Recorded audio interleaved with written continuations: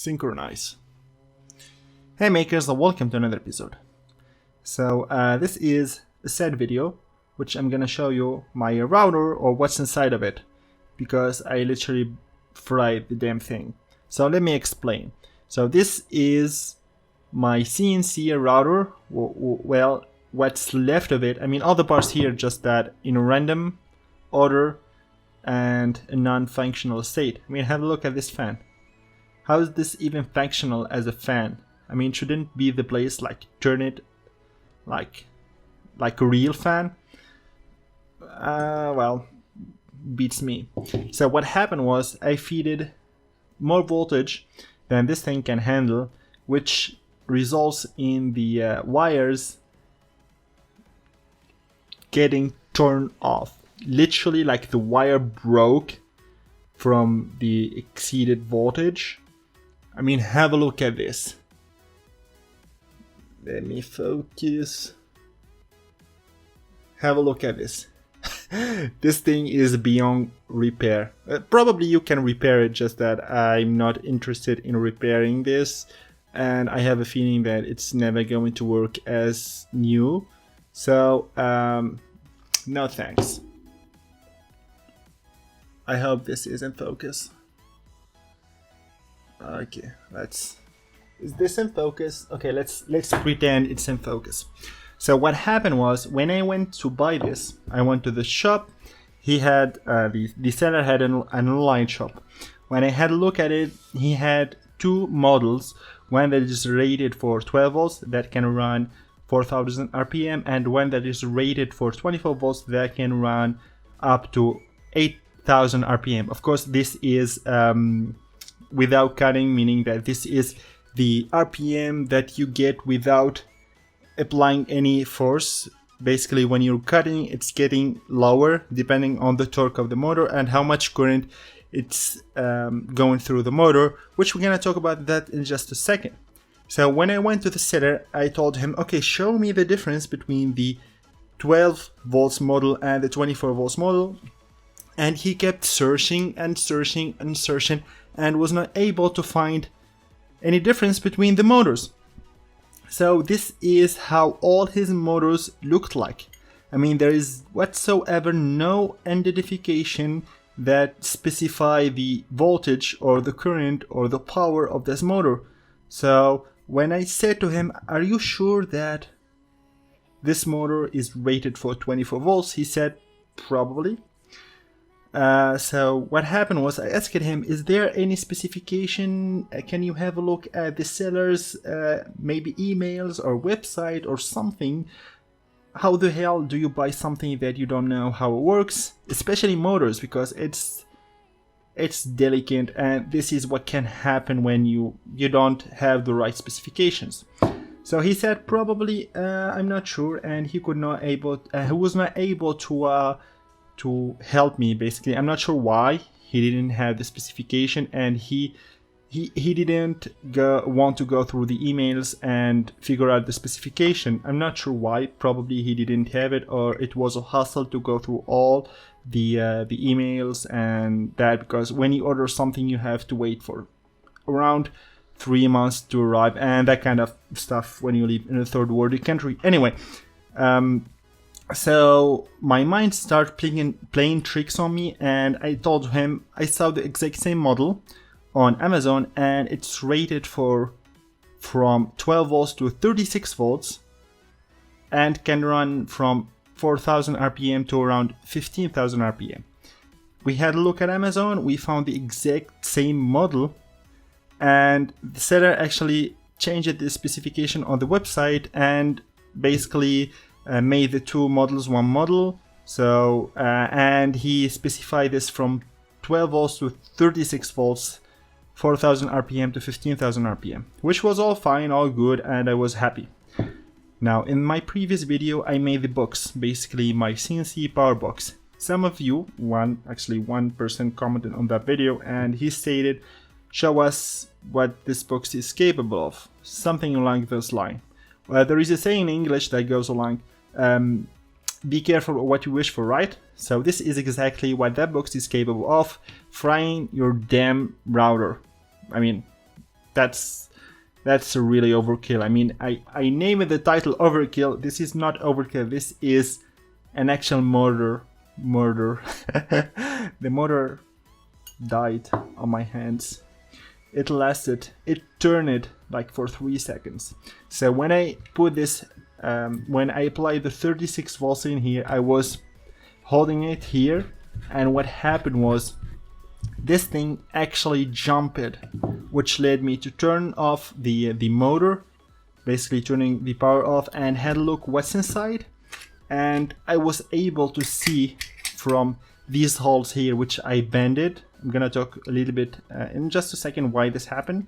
I was able to see through the holes here and the holes here that the wires got loose.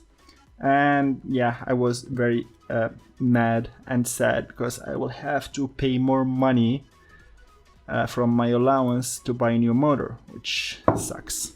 Now let's talk about what happened here, why this is banned. Basically, it's all because of this. Well, believe it or not, this thing is called ER12, actually ER11, and this thing costs more than the motor. So when this broke, this was actually a press inserter here, and I had to find a way to remove this from the motor so I can reduce my losses. Basically, I don't want to spend money buying new ER11 and buy a new motor because that would cost a lot of money. So I kept hitting the motor, like I put it like this, and kept hitting and hope that the shaft will get loose, and I was not able to do that. And if you notice, this is black. When I bought this, it was whitish, not really white, but it was not this black. So what happened was I actually put this on the stove and heat it up until it actually became purple. Like my hope for that was that this hole will get a little bit bigger enough for this to slide off, which I kept heating it and heating it. It almost started being red, but I was afraid that I'm gonna do a heat treatment and it's gonna be fragile and it's gonna be break or something. But I was not able to remove it. Now what I was able to remove this ear from this was this. So what happened was I put it like this and put this in here. So basically this was not in here, obviously. Oops, it's like 3 a.m. I should stop making noises. Now this was inserted right here, and the whole system was like this. This is probably useful if you ever burn your motor. So what happened was, this is through hole. Basically the shaft will actually be visible. So I did this, and this is an M4 M4 screw. I put it here, and I took 1 pound hammer and kept hitting it like this, boom boom. So what happened was, when I took this off, as you can see, this is a little bit bent because I had support like this, but not 3D printed, big metal, what's it called? I'm not sure. It's big and it's metal. I put the image on the screen. So I put it like this, pretend that this is a metal shaft. I put it in this, so the axe is in the air, and I kept hitting it like this, so all the axe was removed and this thing was freed.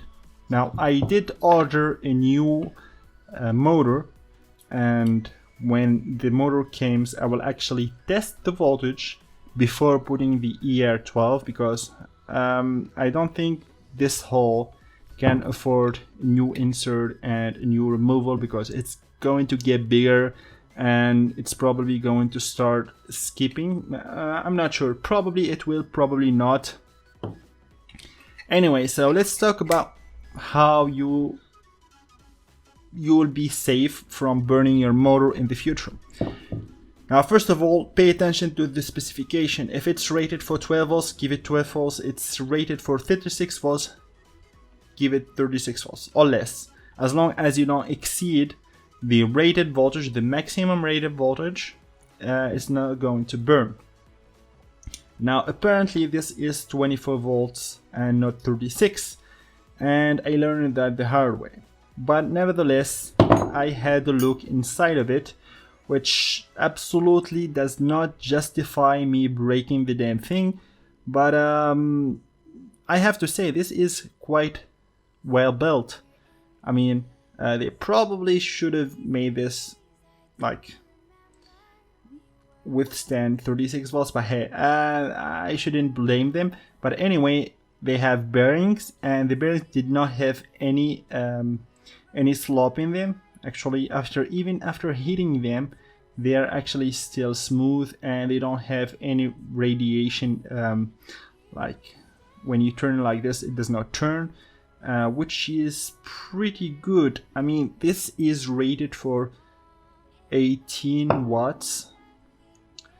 So yeah, anyway, you had to have a look at what's inside 775 motors, and this is the what is called, I don't know, this is the one responsible for feeding the current into the motor, and this is, I think this is supposed to be radiator, I'm not sure, but it's not perfect cylinder. It's not perfect cylinder. So this goes, anyway, I'm not gonna put it in, but removing this was actually a pain. I mean, remove everything from this motor was actually pain. At first I thought that this motor is weak. I mean, the steel was not weak, but it's very hard. I cannot bend it no matter how strong I press in. Even after beating it with a hammer, it did not bend as much as I expected. Plus there is a big magnet, so I probably can use these magnets in a project, and these bearings probably when I buy the new motor, they can act as spares. And this coil, probably I can use it in a project, or maybe even build my own motor out of 3D printed parts. I've seen people do that. Probably I would try to do it. Or maybe I can make a magnet, because this is a thick wire that can handle pretty decent current. So it's going to produce a good magnet. This, I absolutely have no idea what I should do with them. Probably they're gonna be spare parts. And this, well, this is totally useless.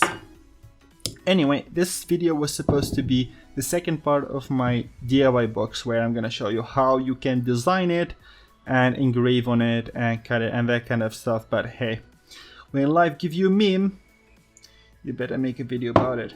Anyway, in the next video, or probably the next one, I'm gonna talk about why I went through the hassle of making this rather than using my 220 AC Dremel. It's all in this. This is the reason why I had went through the hassle. Well, I'm gonna go in more in-depth video when I make my CNC works. Yeah, first of all, I need to concentrate on making the CNC works. First, I need to wait for the parts, then test everything, enclose it, and make it works. Then we're gonna talk about different details about the CNC machine. Now, I hope this video was somehow helpful. I'm not sure how, but at least entertainment.